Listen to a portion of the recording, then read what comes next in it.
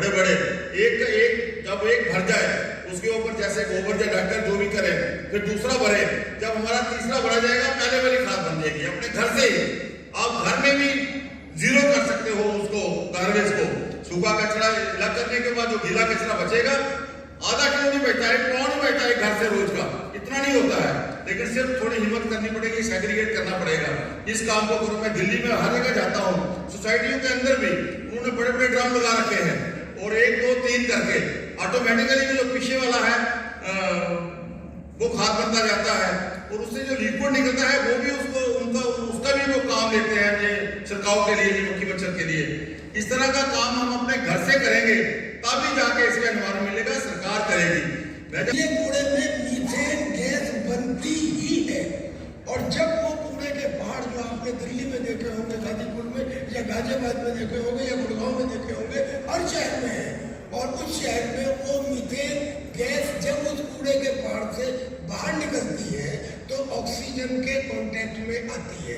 Oxygen हर चीज के जलाने में मदद करती है, यानी कि आग लगने लगती है। एक जगह अगर आप मुझे अगर आप इंटरेस्टेड नहीं है तो आप बाहर जा सकते हैं, लेकिन उसमें जब आग लगती है, एक जगह बुझाओ दूसरी जगह आग लग जाती है, दूसरी जगह बुझाओ तीसरी जगह आग लग जाती है। फिर मक्खी मच्छर, रेस्पिरेटर्स, बीमारियां, क्राइम, हवा का पॉल्यूशन, ये सब इसलिए हुआ क्योंकि हमने डंपिंग ग्राउंड बनाया। डंपिंग ग्राउंड किसने बनाया? नगर निगम ने बनाया। हमारी आज की दुर्दशा का जिम्मेदार कौन हुआ? अब ये सब मैं माफी तो चाहता हूँ, लेकिन लॉजिकली कोई बात को हम ये डर के मान लें कि प्राइम मिनिस्टर ने कही है, सर हम नहीं मानेंगे। इस जगह में किसी भी शहर में उस जमीन को ढूंढिए जो सबसे ज्यादा बेकार हो, जिसकी कोई वैल्यू ना हो, और वहां पे सीरीज में ट्रेंचेस खोदिए, अंदाजे 12 फीट चौड़ी, अंदाजे 10 से 12 फीट गहरी, और लंबाई रिक्वायरमेंट के हिसाब से संख्या करीब 20। उसमें पहले दिन जो कूड़ा आया डाला गया, 1-2 टन का रोलर 2 टन का रोलर वहाँ हो, जो उस कूड़े पे से होके एक बार गुजर जाए।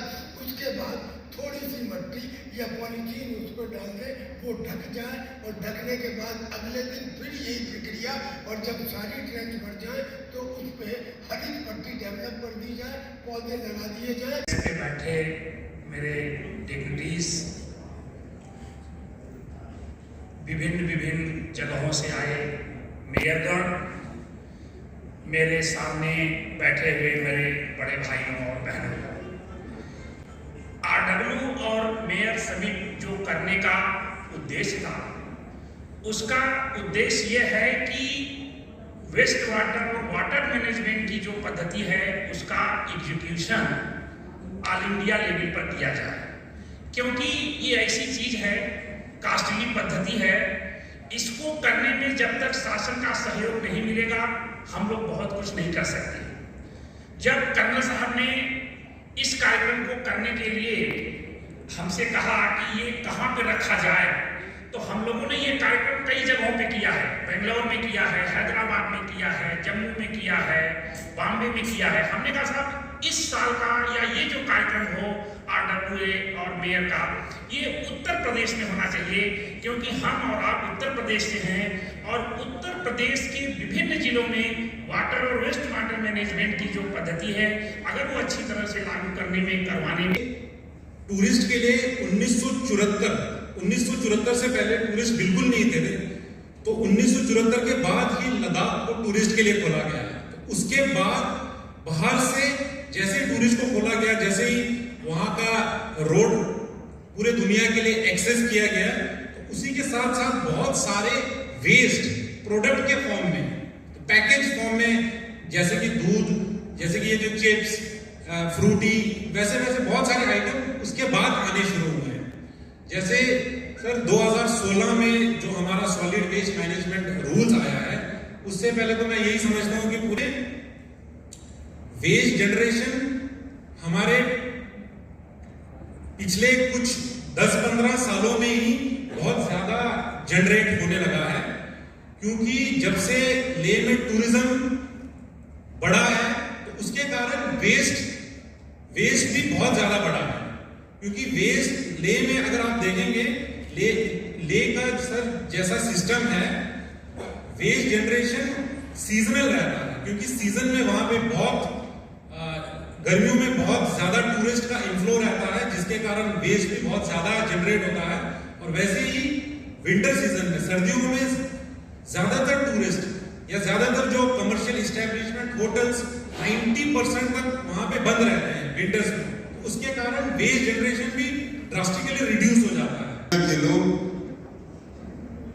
अनेक इस प्रकार की समिट के माध्यम से, बड़े बड़े कार्यक्रमों के माध्यम से चिंता व्यक्त करते हैं, लेकिन दुनिया के उन तमाम देशों के पास समाधान नहीं है। समाधान केवल और केवल भारत के पास है। भारत की संस्कृति के अंदर समाहित है। पर्यावरण का असंतुलन, वाटर मैनेजमेंट, कूड़े का प्रबंधन,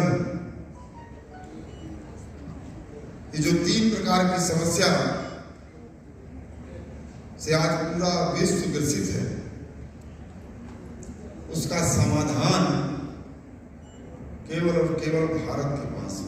2014 जब भारतीय जनता पार्टी की सरकार केंद्र में बनी और आदरणीय प्रधानमंत्री मोदी जी ने जब शपथ ग्रहण की, तो उन्होंने कहा था, आप सबने भी सुना होगा, कि मैं इस देश का प्रधानमंत्री नहीं, प्रधान सेवक के रूप में कार्य करूंगा। और उन्होंने प्रण लिया कि मैं इस देश की गंदगी को साफ करके रहूंगा। तो उन्होंने सबसे पहले अपने हाथ में झाड़ू उठाई और देश की गंदगी को साफ करने का काम शुरू किया। और उनके साथ पहले अकेले प्रधानमंत्री जी ने झाड़ू उठाई, उसके बाद पूरा भारत उनके साथ जुड़ गया, क्योंकि ये सरकार और सरकार के साथ जो जितने भी हम पब्लिक वाले हैं, वो सबकी जिम्मेदारी है कि हम देश की गंदगी को साफ करें।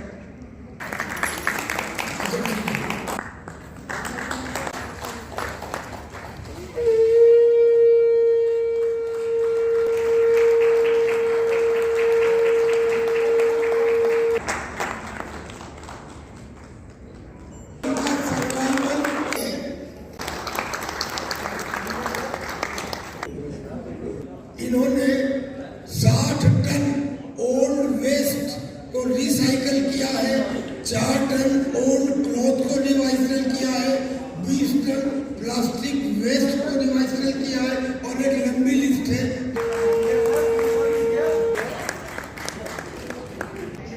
और कैलाश जी अपना फोटो लेकर आएंगे, कहते हैं कि भाई